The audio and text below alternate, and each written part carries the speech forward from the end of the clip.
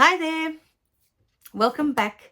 So how are we feeling after step number 1 and step number 2 of changing your past and embracing your authentic self? Are you feeling a bit better? Feeling more empowered? That this life is here for you? It's supporting you the whole way? Okay, so step number 3, and it's mostly the process in this gorgeous book, Your Past is a Gift. It looks like it's on that side, but it's actually over there. All right. In Your Past is a Gift. The process I discovered, which is so beautiful, is step number 3. When we do look at others, and I'm not saying we're focusing on others, when we look at others, okay, understand that they're all on their own spiritual path. They have their own souls and they're here to have their own experiences.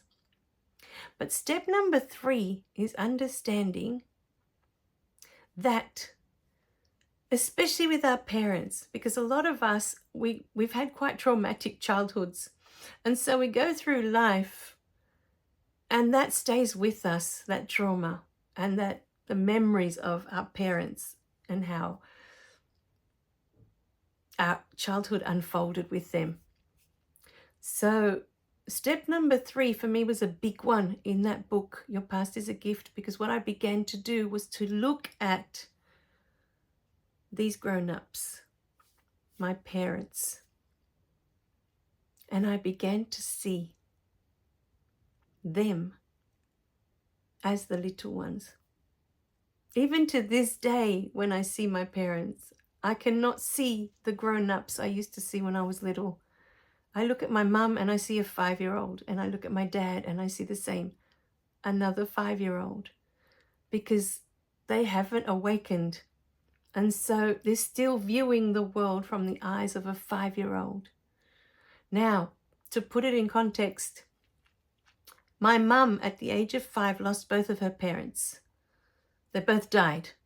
So at the age of 5, she found herself without parents and moving to live with an aunt with her older sister that was 7 years old. So the two of them moved over to live with an aunt that already had a bunch of kids. And they were in South America, so it was a very poor upbringing.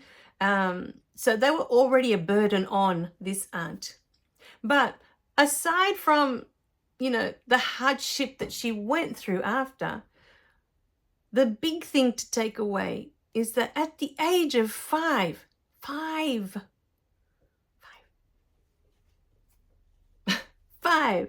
okay, think of yourself when you were 5 and think of where you were at the age of 5, especially if you still had your parents with you.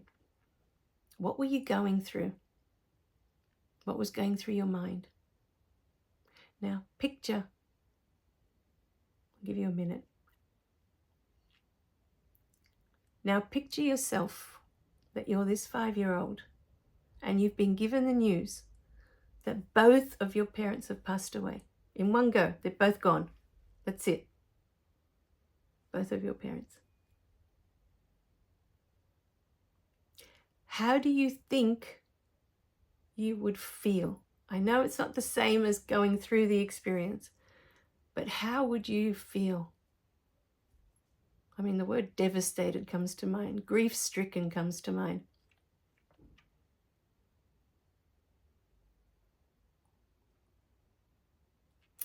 And then you go to a home where you're beaten every second day because you're an extra mouth to feed and you're a burden on this person.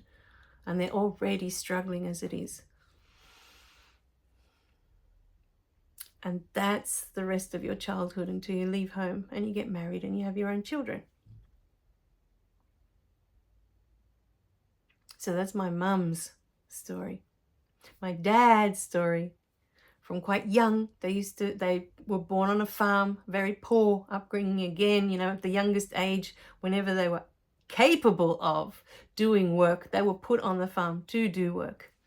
But again, if they did anything wrong, they copped severe beatings, like severe. My parents would talk about, my dad not being able to get up from bed for 2 or 3 days at a time.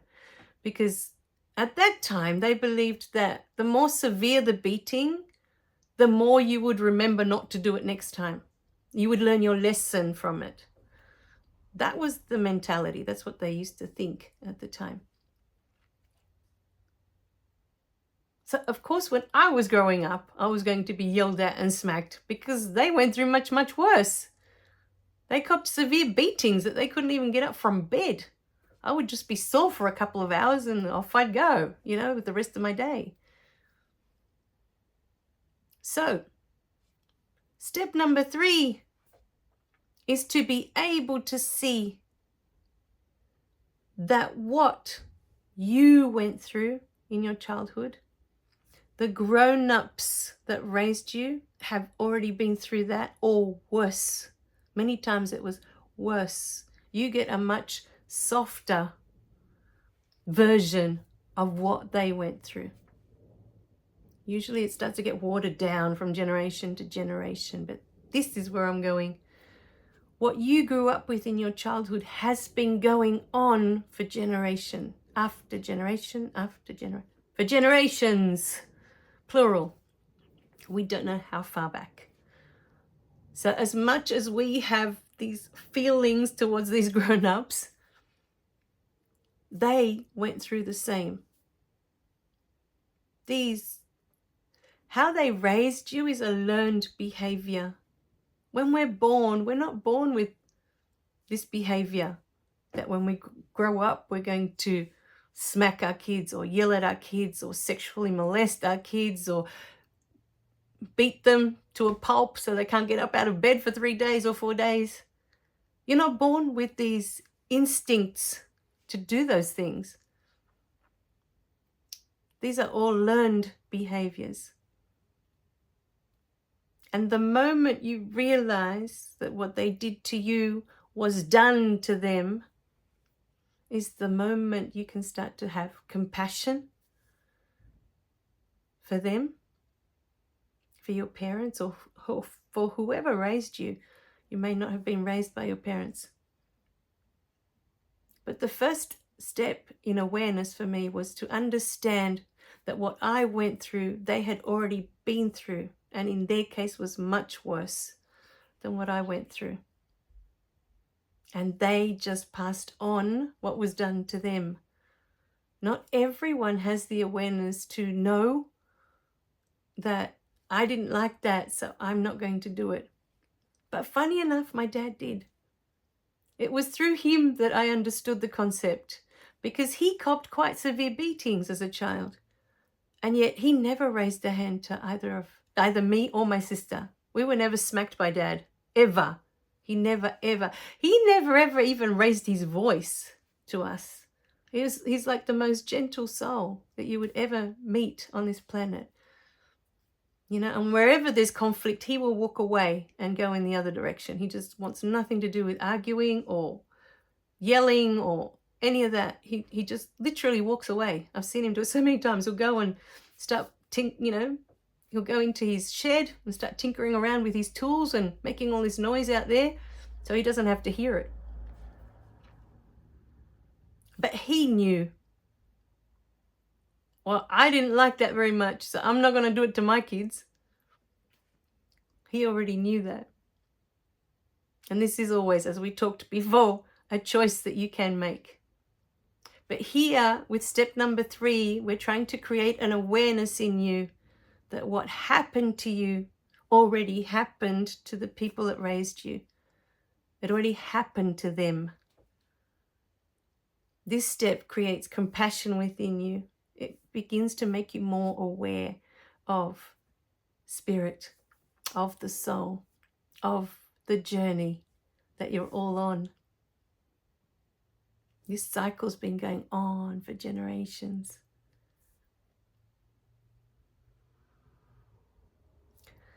So today, I know in the beginning it's hard to have compassion, but when you start to think, you try and visualize them as little ones and going through the same or worse, always the or worse. Whatever you went through, they've already been through it. And for many people that do not awaken spiritually, They don't know that they can change this pattern. They don't know. They think that this is how it is. This is normal. This is how the world functions. To them, this is how the world works. Everyone does this because this is what they've experienced. You see? Step 3 is crucial. For me, it was one of the most important steps that led me to compassion, you know, but it leads you back to your heart as well. It reminds you that you were the love and that you are the love, but that they rejected your love. And it wasn't because of who you are. It wasn't because you did anything wrong. It was just they were just repeating the pattern that's been going on for generations. There was nothing wrong with your love in the first place. It was never about you. How they treated you, what they did to you, what they said to you was never about you. It was always about them and how they were feeling inside. Always. All right, my darlings. So step number 3. Remember that what's happened to you already happened to them. Or another way to look at step number 3 is that we express what's going on inside. So that when we hurt others, it's because we're hurting inside.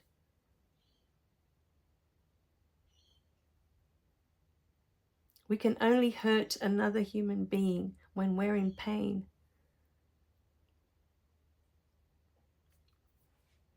All right, my darlings, I hope this sheds a little bit of light, that you can detach a little bit from it and see that it was never about you and that they'd already been through all these experiences and they were doing the best that they could possibly do at the time. That's the truth. This is all they've known and they were just doing the best they knew how. All right, my darlings? But it was never about you. You never did anything wrong. You were perfect. You were this beautiful love, here to remind them of the beautiful love they are. They're just not ready to awaken. But it doesn't mean that you can't. All right, my beautiful darlings.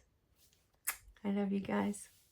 Remember to click like and subscribe so you don't miss any of the messages. And we're on to step 4.